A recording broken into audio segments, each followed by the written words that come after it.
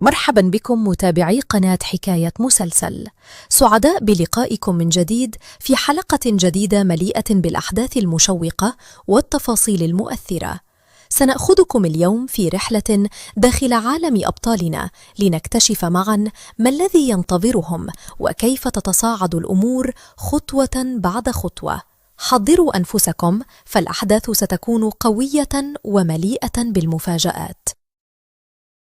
نطلق أحداث الحلقة عند حضور أدا للعزاء لتواسي روزغار، إلا أن الأخير يستقبلها ببرود شديد بسبب تركها له وذهابها خلف يوسف.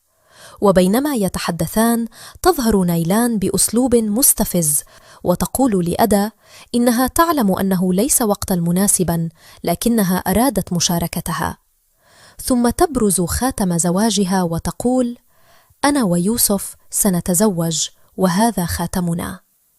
يتجلى الضيق على وجه أدا فتسألها عما تريد، فترد نيلان بتهكم: كل ما أريده هو حضورك لعرسي. تتركها أدا وترحل، فيما تنظر نيلان لروزغار تحديا وتؤكد له أن أدا لا تزال تحب يوسف وأن عليه أن يقاتل من أجلها إن كان يريدها. تستغل دهاءها لإشعال نار الغيرة داخله، رغم أن قلب روزغار أصلاً مليء بالغضب والرغبة في الانتقام من يوسف واستعادة أدا منه. وفي العزاء نفسه بيظهر جودة من بعيد بيراقب المشهد كله، بيتذكر ظلم يلدرم وكيف خدع ابنته المسكينة واستولى على مالها ثم تركها تواجه مصيرها. وبينما ينقل النعش إلى الدفن ترى أدا جودة وهو يبتعد، فتنفصل عن الجميع وتقرر اللحاق به رغم محاولة نغيهان إيقافها. بيلاحظ إسماعيل غيابها وبيسأل عنها، فتخبره نغيهان بأنها ربما رأت أحد معارفها. تلحق أدا بجودة وتناديه وتسأله من يكون، يجيبها للمرة الثانية بأنه صديق يوسف، فتستغرب وتقول إن يوسف لم يذكره لها قط. يبتسم جودة بسخرية خفيفة ثم يسألها: هل تبحثين عن حقيقتي أم عن حقيقة يوسف؟ ويغادر. تشعر أدا بالحيرة والقلق أمام هذه الشخصية الغامضة التي اقتحمت حياتها فجأة. وفي الفندق تكون شيشاك داخل غرفة نيلان تبحث عن تحليل الحمض النووي لإثبات الحقيقة أن الجنين الذي تدعي نيلان حمله ليس بن يوسف. كانت على تواصل مع فرات الذي أبدى خوفه عليها من أن تفاجئها نيلان، وما هي إلا لحظات حتى تصل نيلان إلى غرفتها وتجد شيشاك هناك. يسمع فرات صوت المواجهة عبر الهاتف فيسارع إلى الفندق لإنقاذها.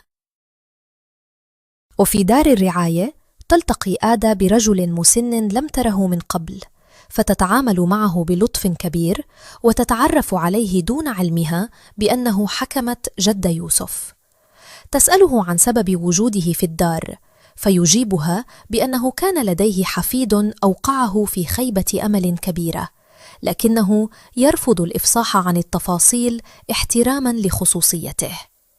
تحترم آدا رغبته وتعرض عليه البقاء معهم في الدار أو حتى في منزلها إن لزم الأمر، فبيتها صغير لكنه مليء بالدفء.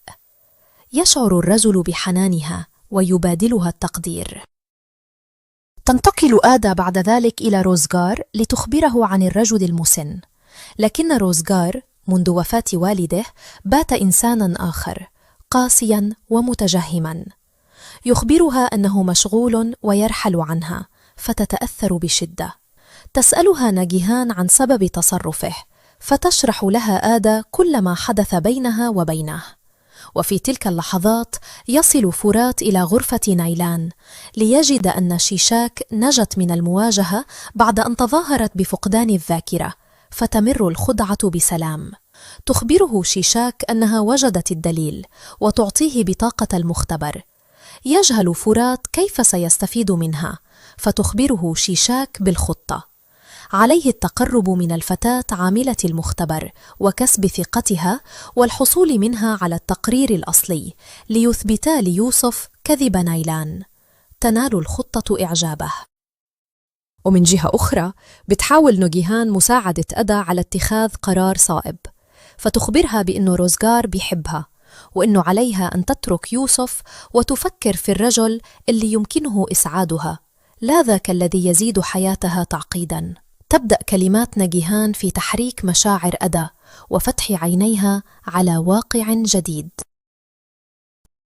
أما روزغار فكان يفكر بعمق في كلمات مرت الذي أخبره أن الحب حرب، وأن الضعف فيها قاتل، وأن عليه أن يكون بلا رحمة إن أراد الفوز بمن يحب. يسترجع لحظة ترك أدا له من أجل يوسف، فيشتعل داخله شعور بضرورة القتال واستعادة ما فقد. يذهب إلى الشركة التي يعمل فيها يوسف ويسأل عن صاحبها الحقيقي، لكن المساعد يخبره أن صاحب الشركة هونكار بلبان لا يقابل أحداً إلا من يختاره بنفسه، وأن الشركة ليست معروضة للبيع مهما كان الثمن. يزداد استغراب روزغار من هذا الرجل الغامض، وبعد مغادرته يتصل المساعد بصاحب الشركة ليؤكد أنه نفذ التعليمات، فنفهم أن هونكار شخصية محورية لها علاقة وثيقة بأحداث المستقبل. وفي منزل مارت ونيهال يكتشف الاثنان أن شخصاً يدعى هونكار بدأ في شراء أسهم الشركة والاستحواذ على ممتلكاتها. تصاب نيهال بالذهول وتتساءل عن هويته، بينما يوضح مارت أن من يفعل هذا على الأغلب ضحية من ضحاياهم، كما دمروا حياة العم أردام سابقاً. يسمع روزغار هذا الحديث ويقف مصدوماً من هول ما سمعه. وهكذا نصل وإياكم إلى ختام ملخص حلقتنا لهذا اليوم، حلقة حملت بين طياتها وجع الماضي وغموض الحاضر وشرارات مستقبل لا يزال يخبئ الكثير من المفاجآت لكل شخصية. نتمنى أن نكون قد نجحنا في نقل الأحداث لكم بطريقة تجعل القصة تنبض أمامكم كما لو كنتم تتابعونها لحظة بلحظة.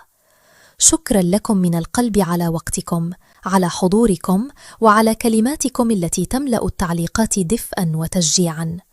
أنتم الروح التي تستمر بها هذه القناة، وبفضلكم تكبر حكاية مسلسل يوما بعد يوم. لا تنسوا دعمنا بالإعجاب بالفيديو والاشتراك في القناة وتفعيل الجرس ليصلكم كل جديد فور نشره، فلدينا دائما ما يستحق المتابعة: ملخصات، مشاعر، أحداث مشوقة، وتحليلات تزيد من متعتكم في متابعة المسلسلات. نلتقي بكم في أعمال جديدة وحكايات أخرى لا تقل روعة، فكل نهاية هنا هي بداية لقصة أجمل قادمة. دمتم بخير، وإلى لقاء قريب يحمل معه شغفا جديدا وحلقة جديدة.